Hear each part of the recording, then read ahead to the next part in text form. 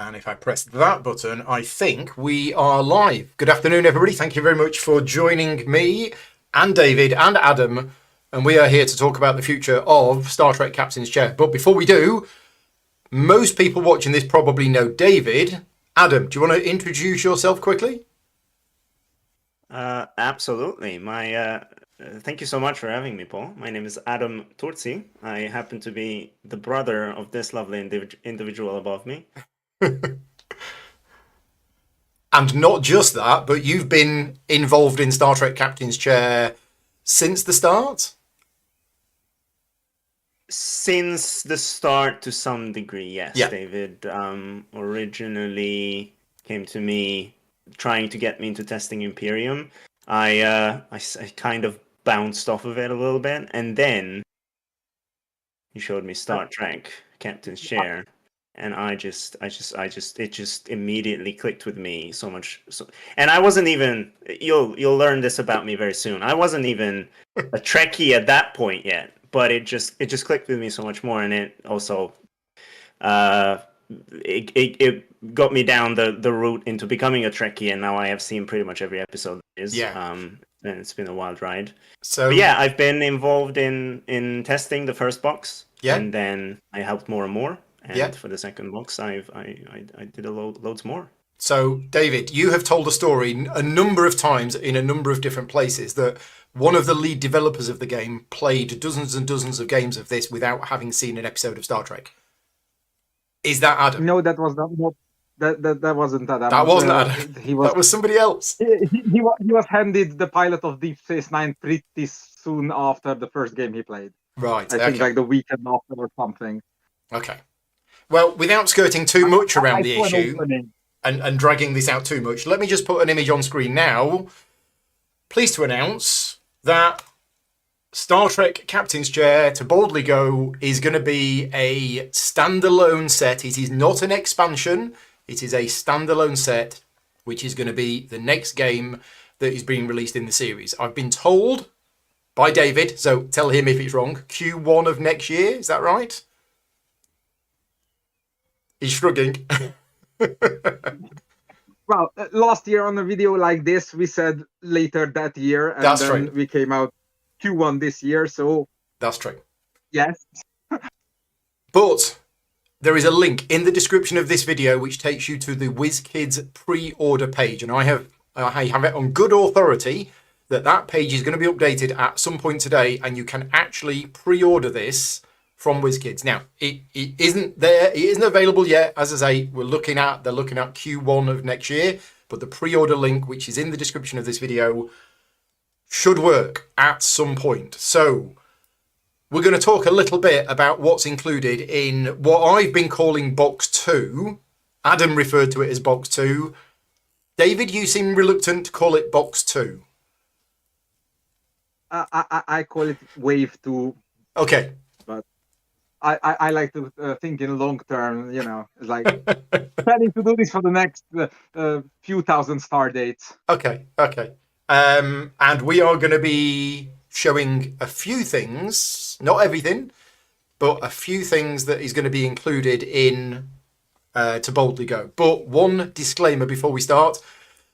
The stuff that you're about to see is not 100% final. Some of it might be, but some of it might have a little tweak in terms of either the artwork or the card text or anything else. So what you're going to see here is going to give you a good idea of what's going to be included in this, but it isn't going to be absolutely final. So what's the first slide that we're going to show? Let me just change this, make sure I've got these in the right order, and it is that one. Right, slide 2 is up on screen. So David, do you want to tell us a little bit about what slide 2 is about? First of all, we're bringing a whole new, well, not 100%, but I think it's like 70-80% new common card set. So more allies, more cargoes, more persons, and more ships.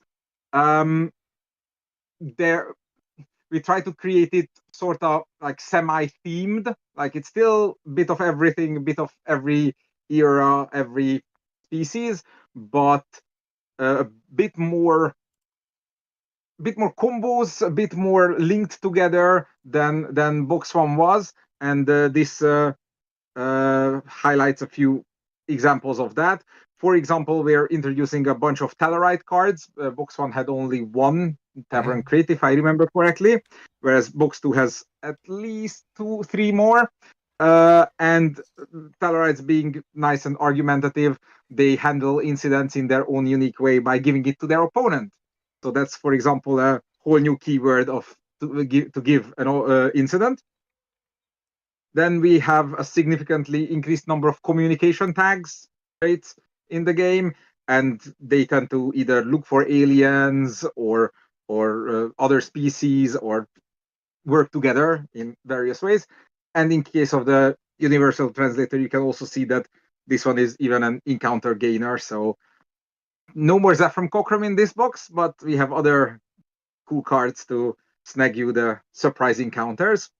And another thing that I'm super happy that we got to do is that besides a few cards are being duplicated from box one's commons for keeping the feeling and the balance consistent, but a few cards are also being included again while slightly being changed. Right. And that's what it's showing on the Learpa on the last one, that we put a tiny little microscopic little mark in the serial code, which only matters when you're sorting out your cards. And that means that it's not only a duplicate, but it's a replacement duplicate, which means that if you either mix your boxes together or want one big set or tournament set or whatever you're doing, then you should use this instead of the box one. If you're sticking to just box one games, then those are perfectly fine. So it's not like that was broken and this is good. It's just, for example, in case of Lirpa, we put a maximum 5 limit on how many cards it can draw you. Right. But so we're talking about tiny changes. I think there's 7 or 8 cards that are getting tiny tweaks to it that were present in both box one and box two. Okay. So yeah, more of the same, more new cool stuff, and the existing stuff being facelifted. Yeah. So if you own both box one and box two and you want to sit down and play a game, for example, one of the captains from box one and one of the captains from box two, what do you do with the market cards? Do you just add them all together for one huge market, or do you choose the market from box one or the market from box two? Our recommendation is to always include the market where the captain is from. Okay. And try to include as little as possible. Right. So, because the more you include, the more random and unpredictable the stuff gets. But if you're playing a box one captain that assumes that there are 5 Klingons in the box and box two only has 2 Klingons, but against a box two captain that assumes that there are 5 augments in the box, but box one has none, then one of the 2 captains are going to have a bad time. So in that case, yes, the rulebook will come with rules on how to merge them together. Good. No, it's not a straight shuffle, but you also won't have to identically, one by one, you won't have to sort the cards. Right. That's what the ID code will have, the little dots and daggers. The rulebook will all explain how it goes. So we have a plan. Excellent. Okay. Right. So we're going to move on to the next slide. And Adam, I'm going to ask you to take the lead on this one, if that's okay with you. Because I'm going to assume at this point you both have the same knowledge of the game. Is that fair to assume? I would like to think. Right. I would like to think. Well, on a card-by-card basis, I'm pretty sure he knows more, because as soon as I'm done designing a card, I immediately forget everything about it. So. Right. Okay. So we're going to put up the next slide here, which is locations. So similar to the market deck, To Boldly Go is going to come with a whole new set of locations. Is that right? 10 standard and 10 advanced? Yes. Again, a whole new set. Some you might see recurring from the first box, but a bunch new, as you can see here. You can see, once again, as David mentioned, a bit of a communication combo going on, especially ending in Babel 1 there, which is looking for communications and ambassadors in its endgame. You'll see we've highlighted on Azati Prime, we have a Zindi location coming in, and you've already seen a Zindi card in box 1 as well, the reptilian battleship. There may be more Zindi coming along here, especially if you look at the end game of Azati Prime. Very interesting. But yeah, you also see we have a starting location with a wild skill, which I don't believe we had in box we didn't 1. have it in the base game. Okay. And yeah, the when you log special that you've seen on Amargosa Observatory in box 1, coming back, maybe in different flavors. One of them you can see here on Tahal Miraj, one of our anomalies. Okay. Right. So back to David. Let's go to the next slide. And this is going to be encounters and incidents, including my favorite one, read alert. Yes, that was gonna be the last one, so I'll go right to left then. The box comes naturally with 6 incidents, 4 of which are copies of 4 from the previous box, but we have 2 new common incidents: dilithium shockwave, which we couldn't call the burn because that means something completely different in the game. But the dilithium shockwave is a great example of a regular in-game card having a surprise trait, which solo players will be familiar with from the conspiracy challenge of box 1. But now we are using it for regular gameplay elements as well, not just for special challenges, where the bot does something special to it, unlike other incidents. The other card is yes, being funny. Anyone who remembers the relevant Enterprise episode where Malcolm Reed tries to introduce a new security alert and cannot pick a good name for it will appreciate Read Alert. And it functions pretty much the same as Red Alert, but it works better if you have Malcolm Reed, who will be available for everyone, as you'll find out. If you remember, Hoshisato was on the slide 2 slides ago, but with an XO1 trait, so we have a plan there. Yes. And then what have we got on the left-hand side? Adam, on that? Yeah, sure. So we got 2 encounters and a little bit of a sneak peek for a third encounter. So we got Species 10C, which is a one of my favorite Discovery seasons, if not my favorite Discovery season. A proper alien encounter in the form of Species 10C, who using their, what was it called, hyperspace black hole singularity, they can consume entire planets and give you goodies for it. And also it has a special similarly to something like in the first game you've seen on Shakari. Maybe, yeah, which was also a location.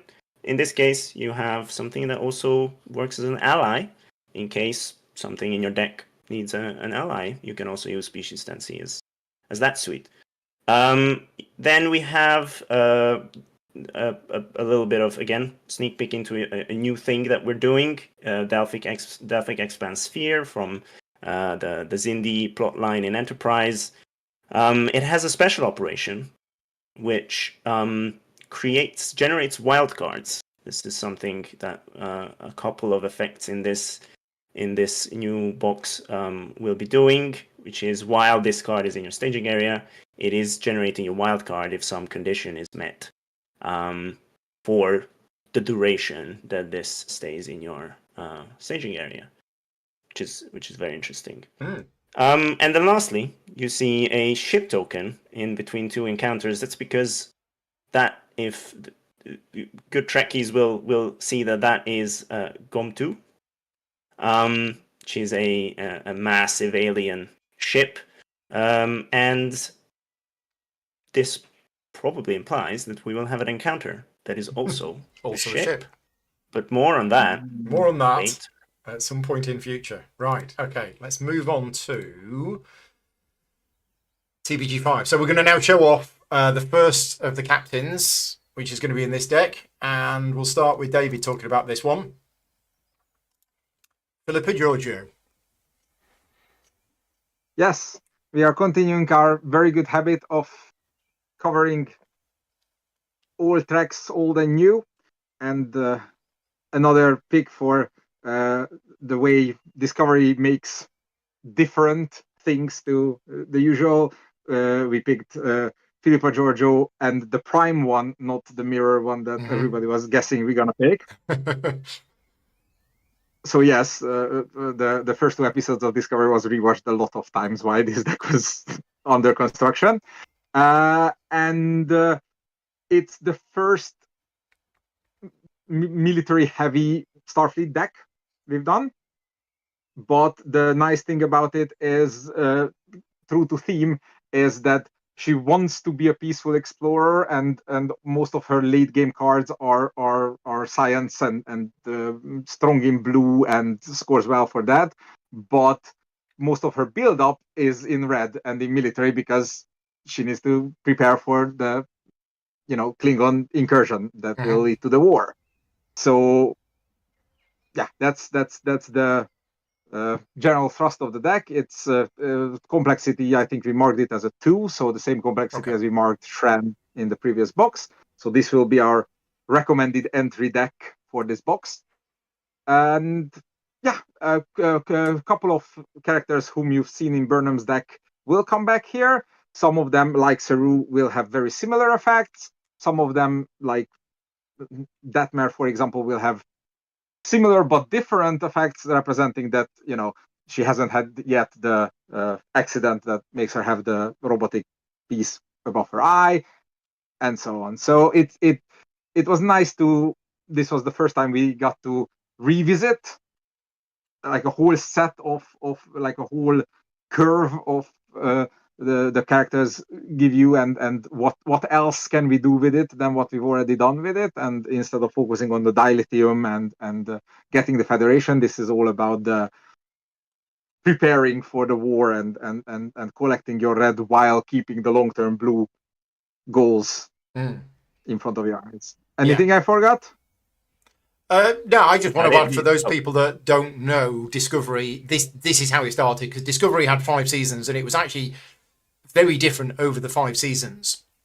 And the very, very start of Discovery was the outbreak of the Klingon War with Philippa Giorgio and Burnham. Burnham at that point was like a cadet or lieutenant or something like that.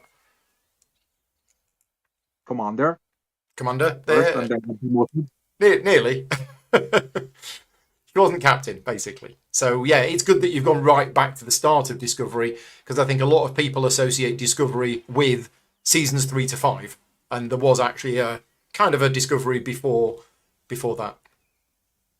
Yeah, and since we've already done a deck about the Discovery season, second half of 3, first half of 4, so we were like, all right, how would a truly pre-Kirk Discovery feel like? And this is what we ended up with. Yeah.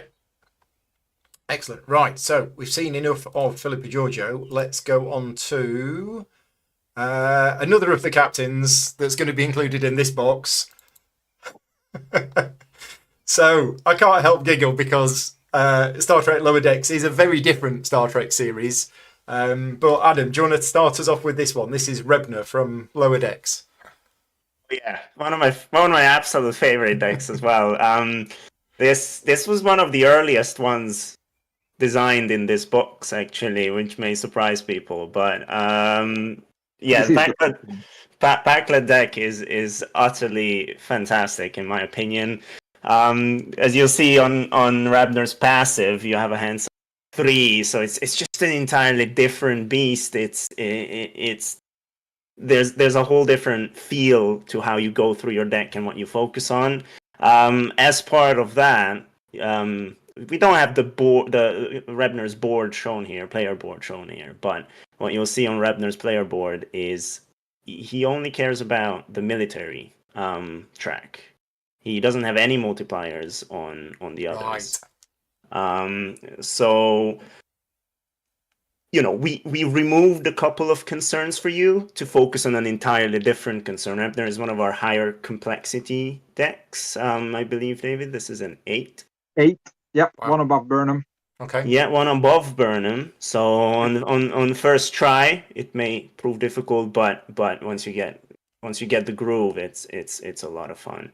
And there's a lot of attacks going on. There's a lot of and I mean the big thing about Backlets, right, is all they really care about is who wears the bigger helmet. Yes. So the deck is really geared towards, you have a bunch of helmets in deck. There's a couple of helmets coming in the commons as well. And it's gonna be all about putting helmets on your people, putting helmets on your duty officer, putting helmets on different directives on different planets to sort of trigger different effects to keep your tempo up in your combo rolling. And you're gonna get bigger and bigger helmets, maybe even meet the Backlit Emperor if you're lucky. If you have a big enough helmet. If you have a big enough helmet, then the Backlit Emperor will be willing to talk to you as well. David, helmets was mentioned in box 1. I think it was in the rulebook, wasn't it, at the end? It was one of the traits we marked as a trait that is not in the game. Right. Well, it is now in the game. It is and now in the game. Don't worry, there will be new traits that we will list that aren't in the game. Okay. Oh, we're full of sneak peeks for future stuff. Oh yeah, you're gonna see a couple of, David mentioned the replacement cards like Lirpa. Mm-hmm. There's gonna be a couple of those replacement cards that we're replacing just so we can mess with you. So we can show you what kind of things we're planning for the future. Yeah. Excellent. Now the Packleds, when I started watching Lower Decks, I was thinking, I think I've seen these before. Were they in an episode of Next Generation? Yeah, they started out in one episode called Samaritan Snare, I believe was the episode. Yep. And then I think most of the deck is based around that episode as well as 2 more Lower Decks episodes. Okay. The 2 Packlets from the TNG episode are in the deck as persons. Yeah. Right. And then we have the Wedge Doge in Lower Decks, and we also have Keishon, His Eyes Open was the other one. That's my probably favorite episode of one of the best episodes of Lower Decks. Which season's that in? Second episode of season 2. Okay, right. I have seen that then. I'm up to season 3. So now I'm not that good. I'm not that good yet to quote episode and line numbers. I don't know every episode and every line, but Keishon, His Eyes Closed, I do know. It is my favorite. Right, now back to the first slide that we showed. We showed a certain fairly famous character from the Star Trek universe, and this is Khan. Now, look at Khan's player board. And David, do you want to explain what the heck is going on here? Well, this is the right time to mention that just because we are stealing all the spotlight, we still have a Nigel in our back pocket. Yes. Khan's player board is entirely Nigel's fault. Right. So, I don't yet see the image, but I'm sure I will in a second. It's there.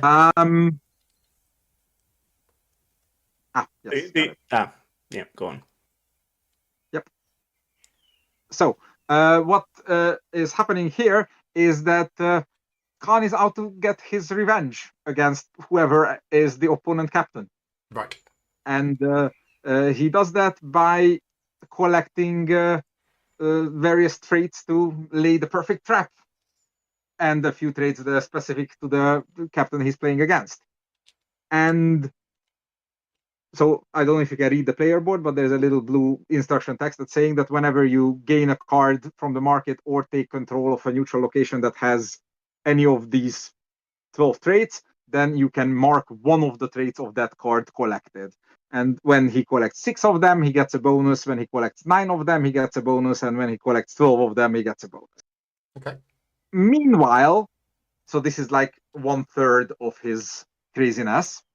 Meanwhile, he does not have a reserve deck. He Okay.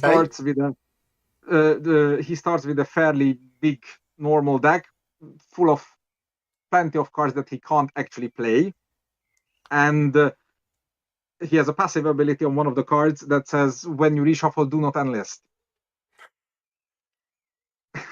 Right. And as you can probably see on the highlighted reaction on Devastated SETI Alpha 5, that when you play an augment, that's when you can enlist. Okay. But of course, that only happens once SETI Alpha 6 blows up, because at the beginning of the game, you're happily living on SETI Alpha 5, and SETI Alpha 6 is not blown up yet. Yeah. So you can already see how many plates are spinning here. So you have to manage how much you're pushing your luck about exploiting the environment, and when SETI Alpha 6 explodes on you, then you have the traits to collect. And if that wasn't enough yet, there are 3 custom incidents in the deck, all of which are Moby Dick quotes, I believe, that their play operation isn't about returning the incident, but about giving it to your opponent. Right. So they are just bouncing back and forth between the 2 players, unless somebody has a doctor. And then there is Revenge is a Dish Best Served Cold, which is a card you put into your opponent's log and makes every incident they end the game with score more penalty points. But I'm not seeing any tracks. So what's the point of this character? Do they have tracks, or am I just not seeing it, or how does that work? They do not have tracks. I think the 9 trait missions reward includes effect says flip your captain to the other side, and Khan gets even more wrathful on the other side of his card, which you will find out soon. But on the other side, he does say something about how to score focus icons and how to ignore restriction icons. So he has a way of dealing with them, but it is by far not his main play. So one way he can score a lot is if he manages to get all of his developments into his deck. Then there is one last development in his deck called the Genesis device, which has a requirement saying be the last card in your development. Right. For those of you who have played Imperium, the Holy Grail in King Arthur's deck will remind you of this. And when you get that, not only you get a free mark of the one of the 12, but also it doubles the score you get for the missions. So it goes from 6 points to 12 points. So you see, suddenly collecting all of your traits gives you a lot of benefits. It stacks up. So plus the incidents you throw at your opponent, plus the comboing the augments to enlist multiple times, even within, well, not within a turn because the reaction is gone, but basically every turn as you can. Yeah, it's definitely a very different deck. It has a very different curve than everything else. I remember when we started, it took me about 2 or 3 plays to not die with it, and we had to make a few cards a little bit more choicy just so that there's more way to use them. So it isn't, oops, you missed your chance, you're dead.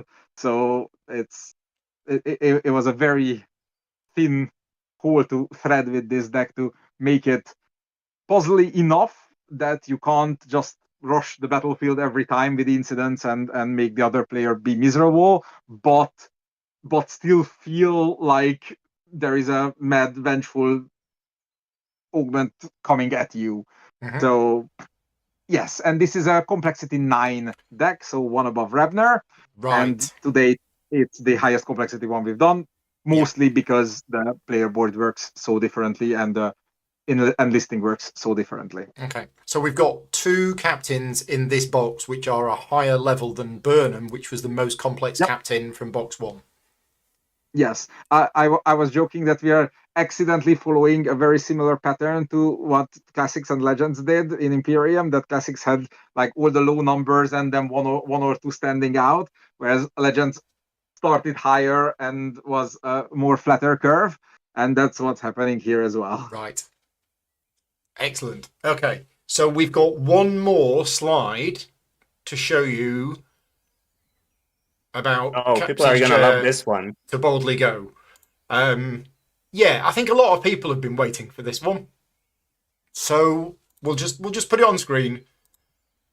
And who wants to talk Here about he this one? is. Yeah, here he is. Finally. I'll start, and then David can Okay. follow up if he wants.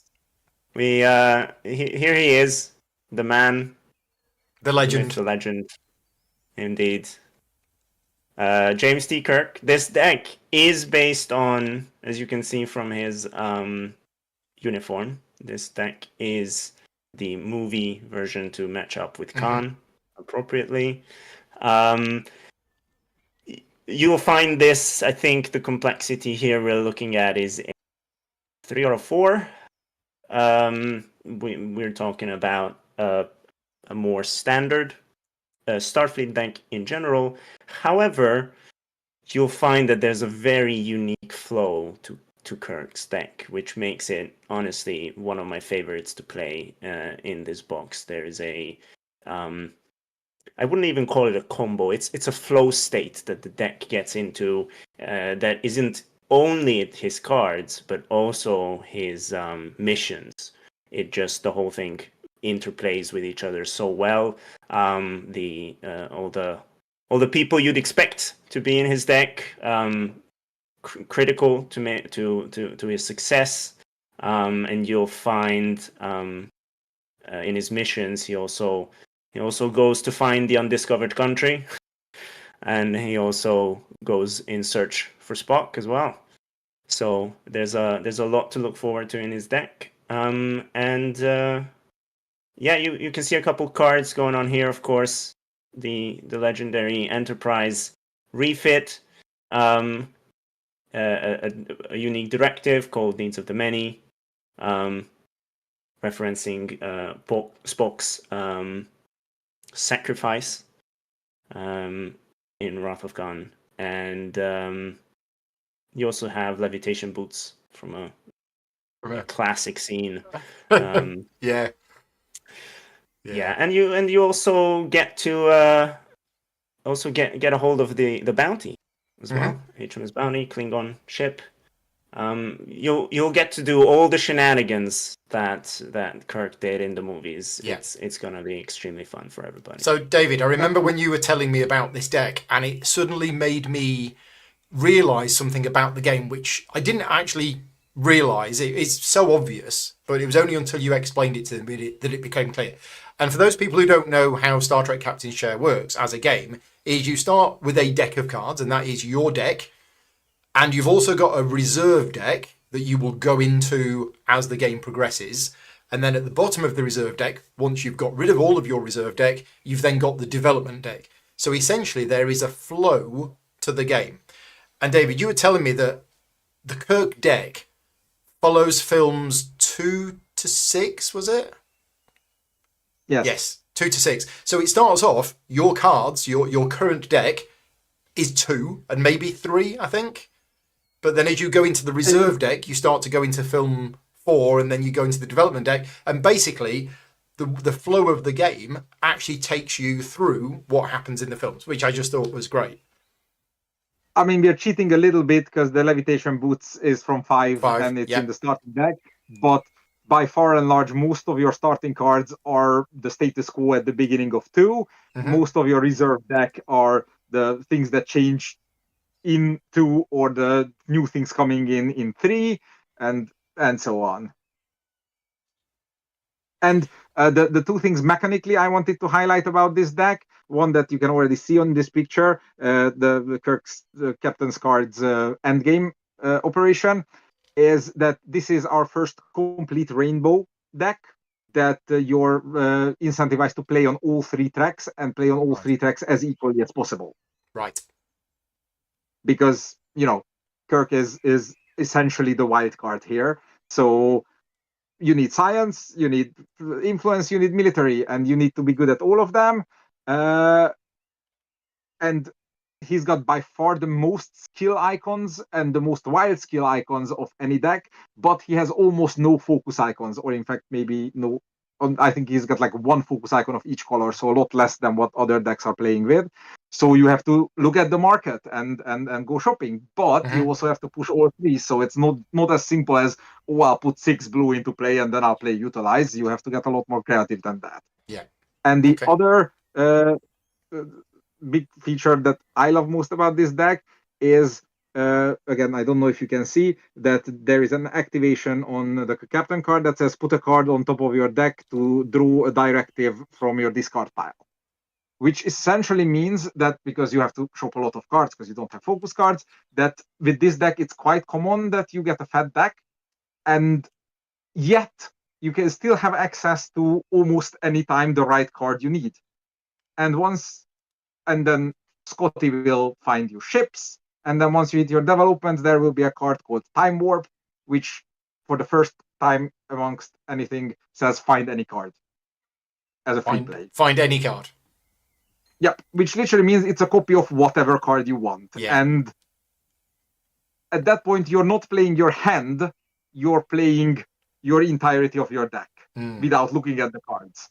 And yeah, and so this is why this is a medium complexity deck, despite not having any unique mechanisms, because you have to, like having played it to play it well, kind Yeah. of deal to it. Yeah. And as Adam said, the missions also have we always say the newbies shouldn't play on advanced, because what you're gonna do is you're gonna try to do all three and then miss all three of them by a little bit. Here you have to try all three because none of them can be done quickly. Right. All of them are like this. Yeah. So the missions help your flow state with this deck. They really link into the strategies you're taking and sort of cap them out with like a big reward. It really is a feel good deck, I would think.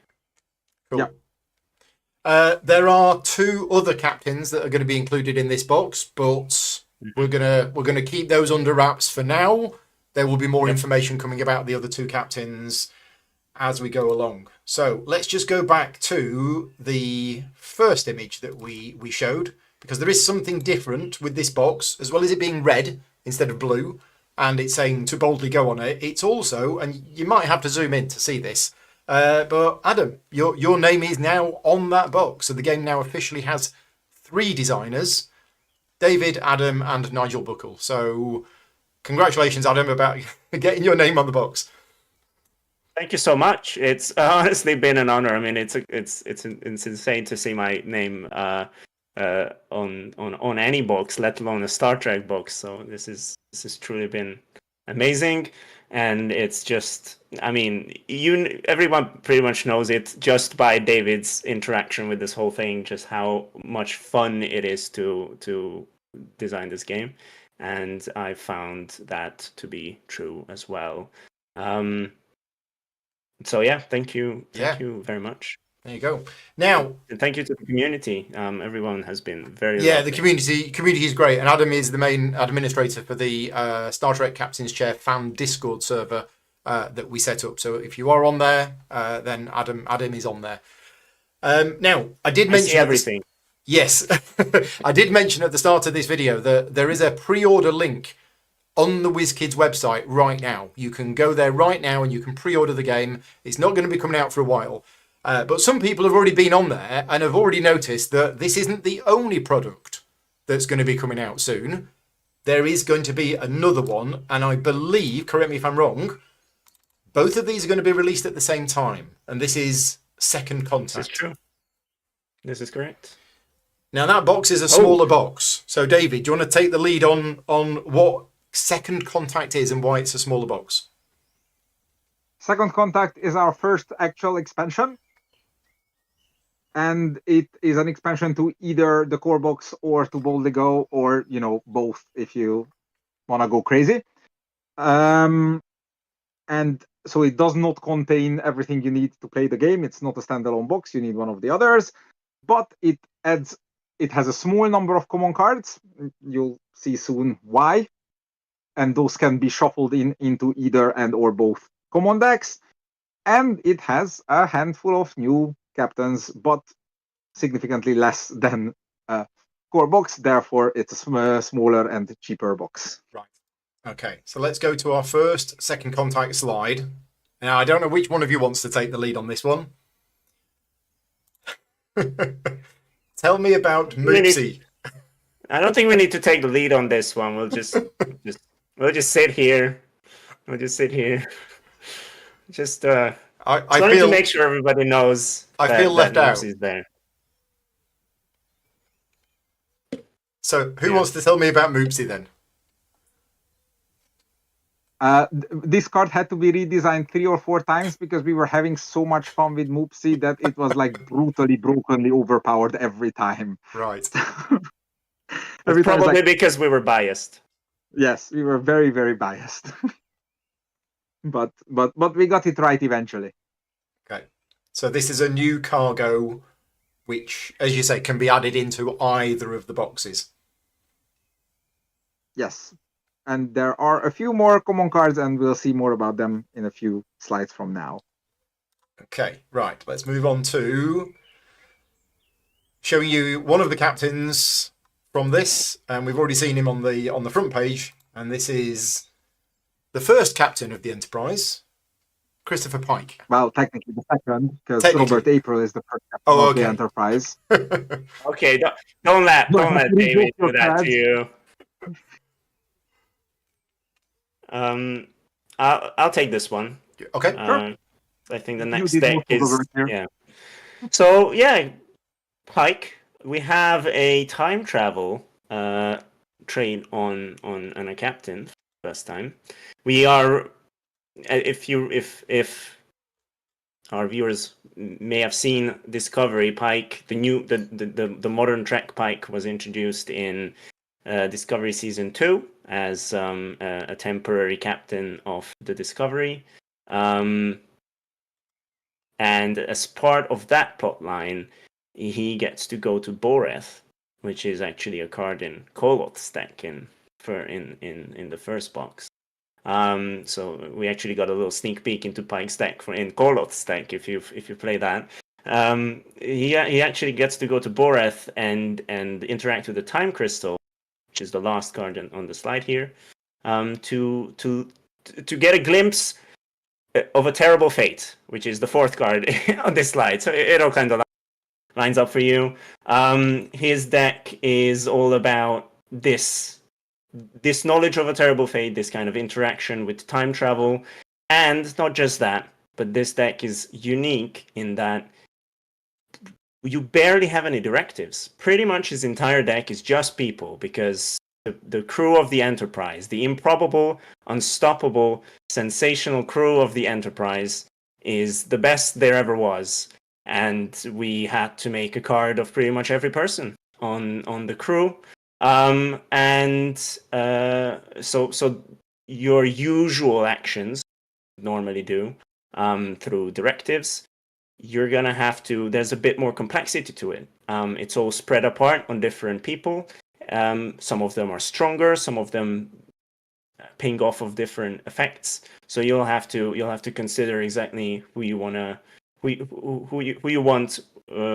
doing actions for you from the crew.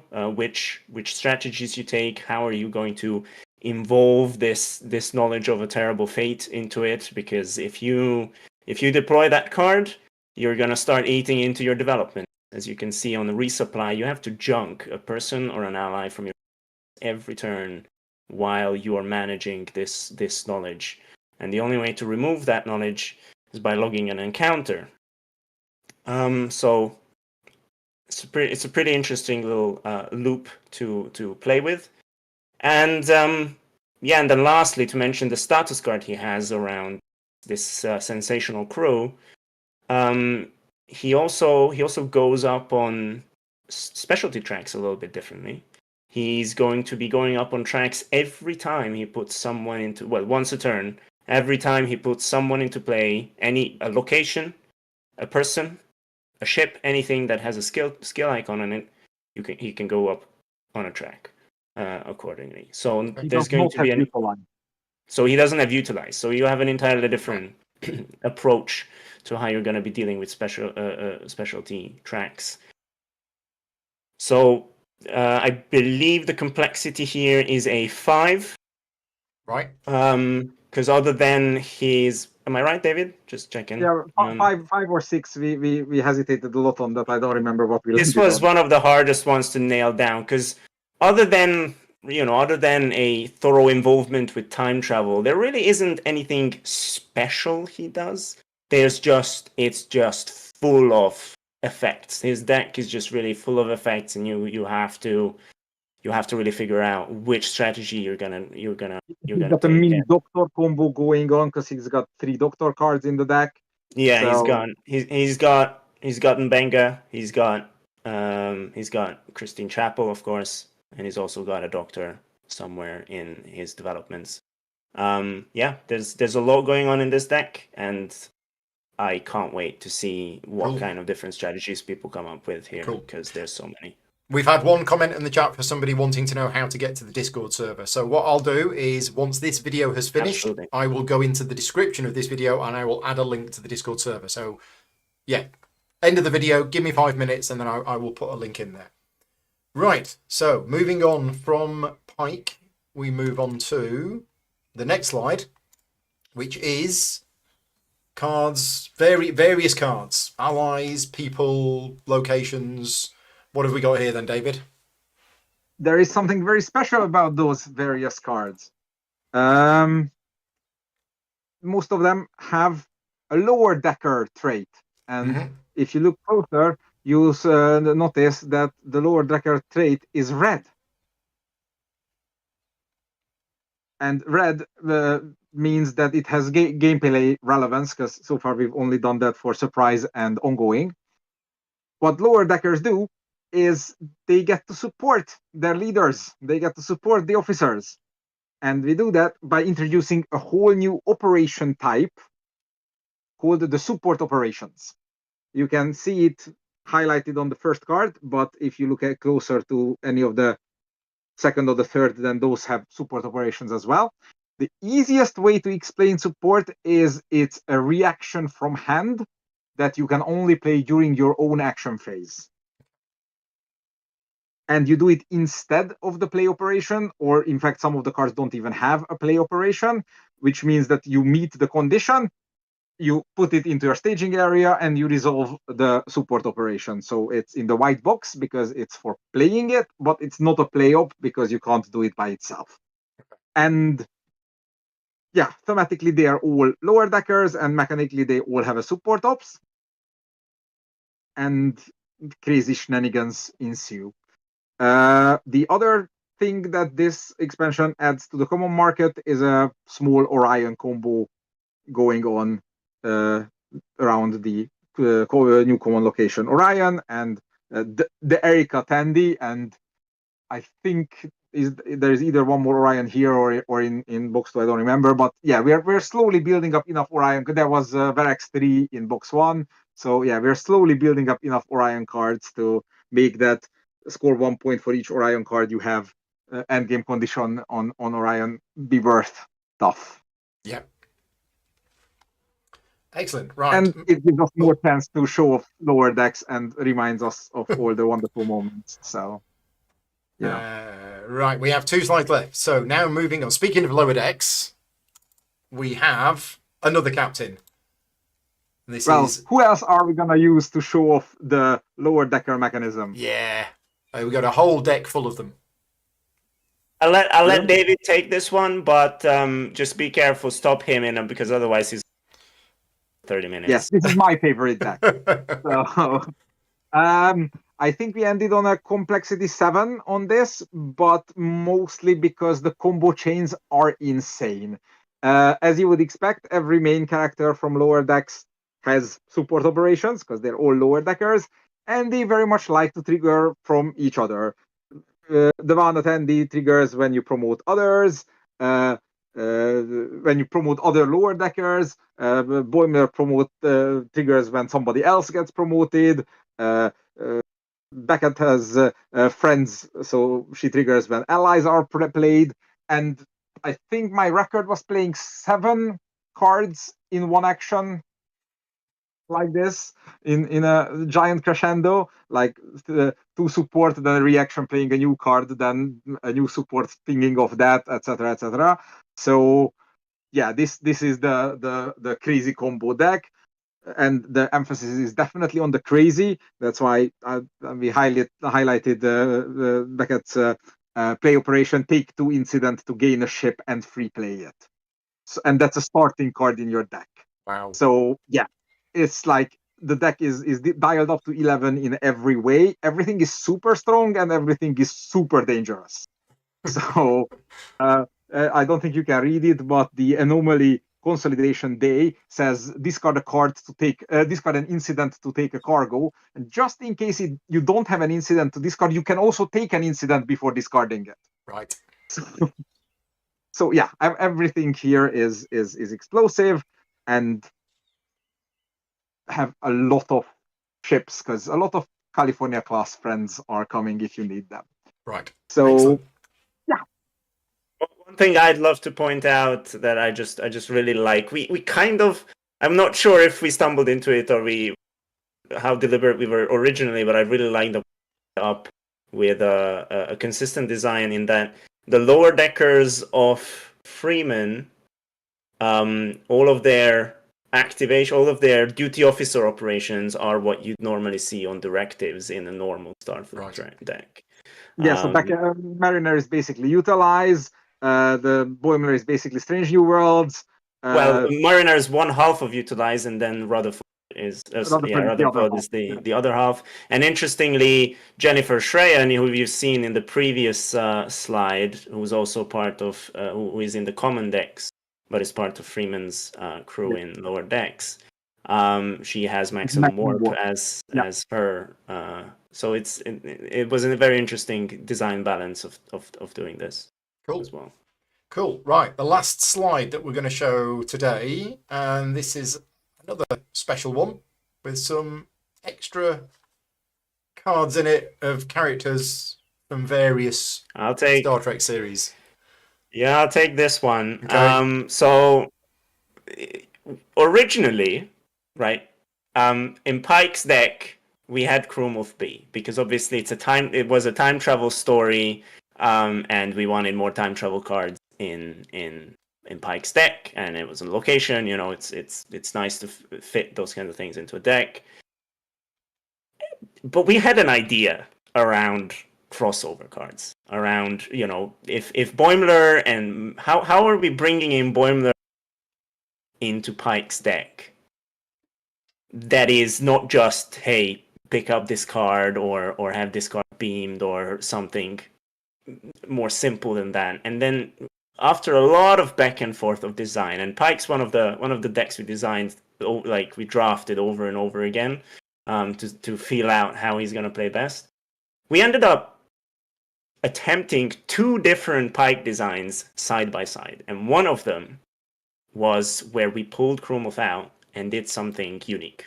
And at that point, we didn't realize just how fun what we stumbled upon, but it turns out what we can do is we can have an entirely new set of cards called rewards. We're going to have a new pile of cards that is common in the sense that it's not part of your deck. It's a reward pile that is just a virtual supply of cards that you can get. You will get a card from if something tells you specifically to get that card. So we now have Krumov, a time travel location that can bring in crossover people from across the multiverse. And we've taken liberty in finding a couple of occasions of crossovers that have in fact happened throughout Star Trek cinema history or show history. And you'll see a couple of them here. Of course, we have Boimler and Mariner who come via Krumov. Slightly different version or slightly different effect on them. Usually a bit of a play on their original effect. But we also have a couple others coming in through Krumov that you can gain from the rewards pile. You have Chef Riker, who of course crosses over a little bit into Enterprise in the episode that we may or may not talk about. and then Living Witness, the Doctor's character from Voyager, who lives to be a very ancient hologram, and then we also have Ambassador the old Spock, Ambassador Spock, past his Starfleet days, who helps you promote some, not just Vulcans but Romulans as well, trying to bring together his two peoples. And there are 4 more reward cards that and you then will and find out. there are 8 reward cards in total. You'll see the other. I've already mentioned Mariner, but there's 3 more. And yeah, Chromoth is a unique location that sometimes will be in the starting locations, and then you get to interact with these crossovers. And the cool thing about this reward pile that I was mentioning is you never know what we might put next in the reward pile. That could be gained in the future by specific effects. So yeah. Okay. Yeah.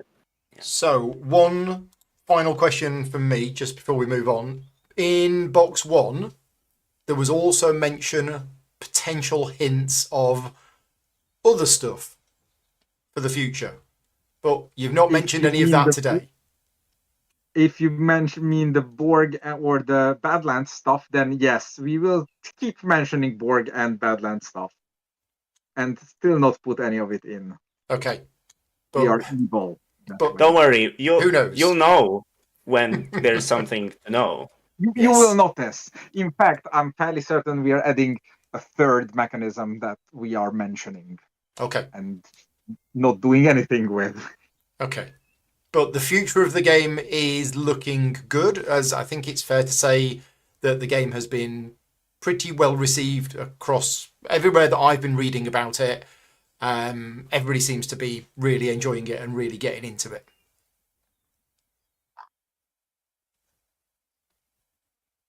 Just silent nodding. Yes. I'll smile. I'll give a smile. That's what I can do.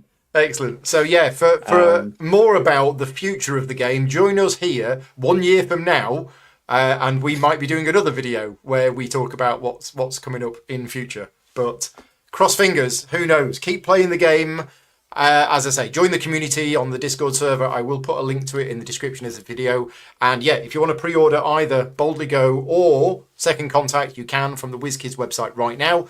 And there's going to be another promo pack. So promo pack number 2, which you will get if you get either of these products. They both come with promo pack 2. When are you going to tell me what's in promo pack 2, David? Tonight? No, I wasn't. I wanted to answer the 2 super common audience questions that I've been getting on every possible channels. Promo pack 1 will remain available for whoever keeps buying box 1 from the WizKids website for the foreseeable future. Right. Eventually, it will be available in other ways as well, but we cannot say anything specific on that yet. So, promo pack 1 remains available, and indeed, as you just said, promo pack 2 will be given to anyone buying either Boldly Go and or Second Contact. So you do not have to buy both, but obviously we would love if you did. The other thing that everybody's asking is, even though I mentioned it, but it seems people are a bit misunderstanding about the mixing of the boxes. Any captain can be played against any captain. Some of the mission, usually the trade hunting missions specifically, assume a certain trade composition or like odds of something coming up in the market, and which means that if you were to play Picard versus Sela game in just with the box 2 commons, then maybe one of them will find more cards than the other compared to what you're used to in box 1, and that might shift the exact balance between the 2 decks. That does not make them unplayable. It makes them, how to put it, a more you have to be a little bit better at the game to be able to read the table and know to not try something that won't work. And yes, you can shuffle the decks together. As I said, there will be rules in the rulebook on how to mix the 2 together. we personally found consistently more fun keep play with box 1 than play a few with box 2, and only mix the two when we are playing, Picard versus Khan or whatever. Right. But the main thing there is that the decks get bigger, which means that non-scan effects become slightly less predictable. We are doing some small things to mitigate that, mostly that we are starting to junk cards at setup so that you have some knowledge of what's not coming, and if you have any fishing, then you can fish them out. But, we are definitely not stopping the thematic fun that I imagine all of the Trekkies want by piling 1 billion cards together. There is the tight Euro adjacent experience we are guaranteeing with a curated deck, and you are still going to have fun with madly shuffling everything together and everything in between. So, your game, do what you will. Yeah. Right, that's pretty much everything for today. I probably should have said this at the start, but just so it's clear, this is not a sponsored video. I'm not being paid any money for this. I am professionally involved in the game. I have done some sponsored videos on the game, but this video today, this isn't like paid promotion or anything else. I'm friends with David and now Adam as well, and I want to support the game as much as I can. And yeah, just really happy to do it. So a big thank you to WizKids for giving me this opportunity, for sharing the news about the expansion. And thank you very much to you two for joining me this afternoon. Thank you, Happy Paul. to be here. See you next year. We'll see you in a year's time. Right. Cheers, everybody. Thank you very much for watching. Take care. Bye-bye. Thanks all.